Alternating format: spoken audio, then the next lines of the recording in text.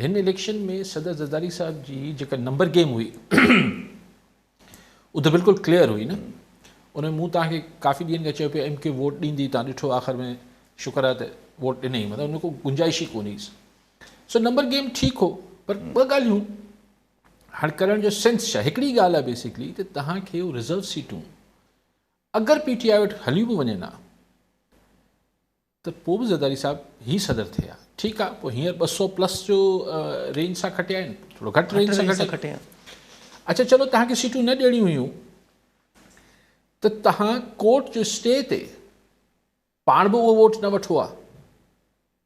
हाणे तव्हां इहे मतिलबु तमाशो करे छॾियो न त यार हिकिड़ी ॿियनि जी सीटूं तव्हां खणी वेठा आहियो।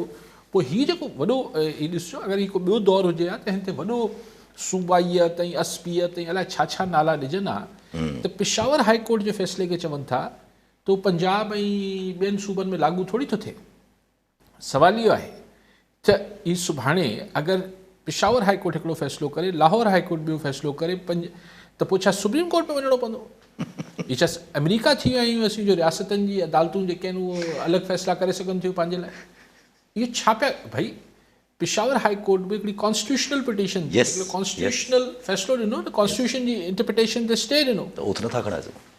त तव्हां उनखे इहो चई करे माना सुभाणे लाहौर हाई कोर्ट जे फ़ैसिले खे पेशावर वारा न मञनि, इहो सभु करण जो तमाशो करण जी ज़रूरत न आहे। What I am trying to say कि ज़रदारी साहिब खे त सदर थियणो हो, उहो फ़ैसिलो थियल हो, उहो इलेक्शन खां पहिरीं थियल हो। हाणे त मौलाना फज़ल रहमान साहिबु चवनि था त भई इन करे मूंखे हारायो हुयो पैसा ॾेई जो मूंखे ऐं मतां सदर थी वञा।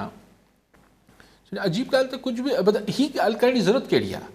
हीअ त ॾिसो न, सदर साहिबु ॿियो भेरो सिविलियन सदर थी विया, वाक़ई में पाकिस्तानी तारीख़ में ॿियो को न थियो आहे। लेकिन हीअ हिकिड़ी ॿी शइ बि थी वई त जेका तजुर्बो ही जेके रिवायती तव्हां ॾिसो समूरी रिवायती पॉलिटिकल फोर्सिस असांजियूं सियासी पार्टियूं, चाहे पीपल्स पार्टी, नवाज़ लीग, MQM, AN, सभु सवाइ मौलाना फज़ल रहमान जे, उहे वरी हिकिड़े पासे थी बीह रहियूं PDM 2 में, PDM 1 में बि हुयूं।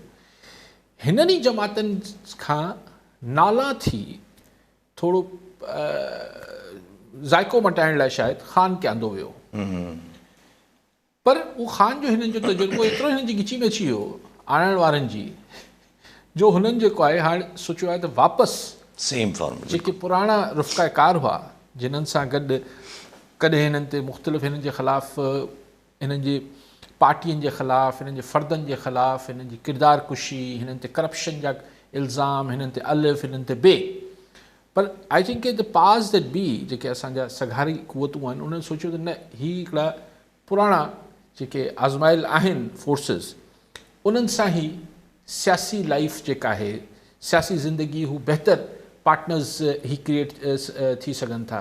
हीउ जेको ख़ान वारो तजुर्बो हो, माण्हू त हुन पासे थी बीह रहिया, हिन तजुर्बे जो सिर्फ़ु हिकिड़ो फ़र्क़ु इहो अची वियो त एस्टैब्लिशमेंट त वापसि उन्हनि ई फोर्सिस सां हिकिड़ी पंहिंजी पॉलिटिकल अंडरस्टैंडिंग क्रिएट करे वरिती, ऐं हू सम्झनि था त हू वधीक कन्वीनियंट आहे। लेकिन हिन चक्कर में जेको माण्हू आम ख़ल्क़ जेका आहे उहा रिवायती फोर्सिस जे हथनि मां निकिरी वई काफ़ी हद ताईं, 100 सैकड़ो त न, हाणे उहा वापसि कीअं अचे?